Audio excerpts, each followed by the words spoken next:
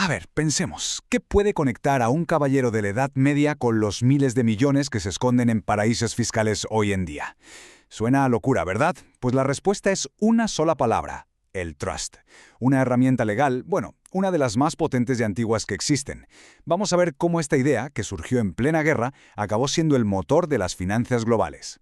Y ojo, que no estamos hablando de ningún algoritmo súper complejo ni de una genialidad de Wall Street. No, hablamos de un concepto jurídico que tiene casi 1000 años. Un mecanismo que básicamente permite hacer algo que en muchos sistemas legales como el nuestro es que ni se contempla. Así es, cuando oímos hablar de los papeles de Panamá, de paraísos fiscales, de esa riqueza que parece esfumarse, pues detrás casi siempre está esta figura legal. Es increíble pensar que una solución de emergencia casi desesperada para unos nobles que se iban a la guerra se haya convertido en el arma favorita de la ingeniería fiscal moderna. Vale, pues para entender todo este lío hay que hacer un viaje en el tiempo. Y no nos vamos a una sala de juntas de un rascacielos. Nos vamos a la Inglaterra del siglo XII, porque el origen del trust es en el fondo la solución a un problema de vida o muerte, literalmente. Vamos a ponernos en situación. Un caballero inglés siglo XII se marcha a las cruzadas. Iba a estar fuera años, si es que volvía. La pregunta era, ¿y mis tierras? ¿Qué pasa con mi familia? La solución fue un acto de confianza pura y dura. Le transfería la propiedad legal de todo a un amigo de confianza, a un trustee. Este amigo pasaba a ser el dueño, sobre el papel, claro, porque tenía una obligación sagrada: gestionar todo para el beneficio de la familia del caballero. Ellos eran los beneficiarios. Y justo ahí, de esa necesidad tan práctica, nace la genialidad del trust. Es un acuerdo que dinamita por completo la idea de propiedad que tenemos la mayoría. Lo que hace es literalmente partir en dos la titularidad de un bien. Una locura. Fijaos bien en esta división porque es la clave de todo. Por un lado, la propiedad legal la tiene el trustee, el amigo. A ojos de la ley, él es el dueño. Pero por otro lado está la propiedad económica. Esa la tiene la familia, los beneficiarios, que son los que de verdad disfrutan del dinero, de las rentas, de todo. Esta separación es el núcleo del trust, y es algo que, por ejemplo, en el derecho español es impensable. Aquí la propiedad es una y punto.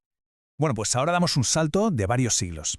Esa idea, el trust, que nació para proteger a una familia, estaba a punto de ser utilizada a una escala industrial, con un objetivo que no tenía nada que ver.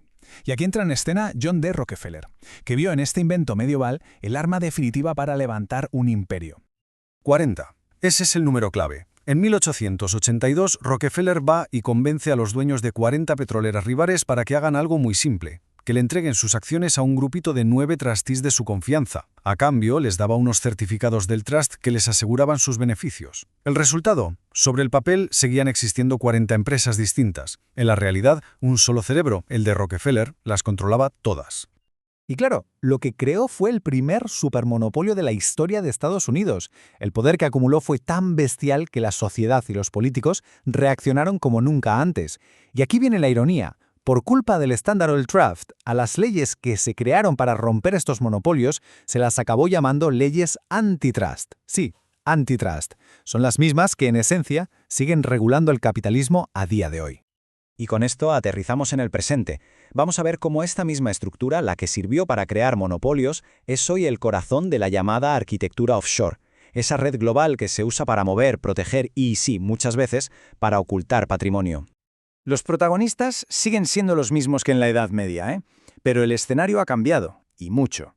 El settlor, que es quien crea el trust y pone el dinero, el trustee, que ya no es tu amigo del alma sino un despacho de abogados en las Islas Caimán, y los beneficiarios, pues son los que reciben la pasta, claro.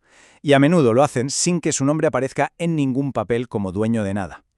Y aquí es donde empieza la magia de la opacidad. Se construye capa sobre capa. Un trust casi nunca va solo. Mirad cómo funciona. Primero, el dinero o los activos se meten en una sociedad pantalla, una shell company. Luego, las acciones de esa sociedad se meten dentro de un trust offshore.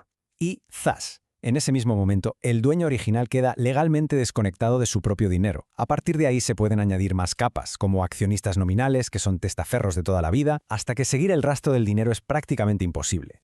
Claro, tanto secretismo tenía que provocar una reacción. Y así ha sido. En los últimos años se ha desatado una verdadera guerra. Una batalla entre toda esta arquitectura de la opacidad y los que, desde gobiernos y organismos internacionales, intentan ponerle un poco de luz. Y es que los objetivos no pueden ser más opuestos.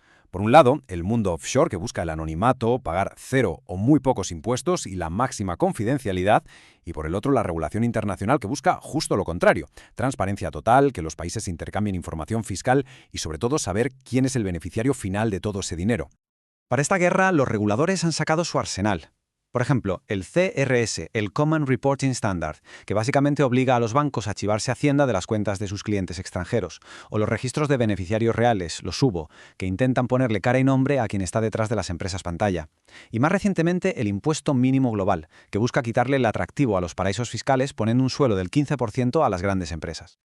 Así que al final, la conclusión es bastante potente. Una figura legal que nació de la necesidad de un caballero medieval que solo quería proteger a su familia, se ha acabado convirtiendo en una pieza central de la ingeniería financiera global. Es, ni más ni menos, que uno de los ejes que definen cómo se mueve y se esconde la riqueza en nuestro siglo. Y todo esto nos deja con una pregunta flotando en el aire. Porque esta batalla entre secretismo y transparencia es también un choque de filosofías. ¿Dónde acaba la privacidad y dónde empieza la necesidad de control público y de justicia fiscal? En esta pelea por el control de la riqueza mundial, la pregunta de quién va a ganar sigue totalmente abierta.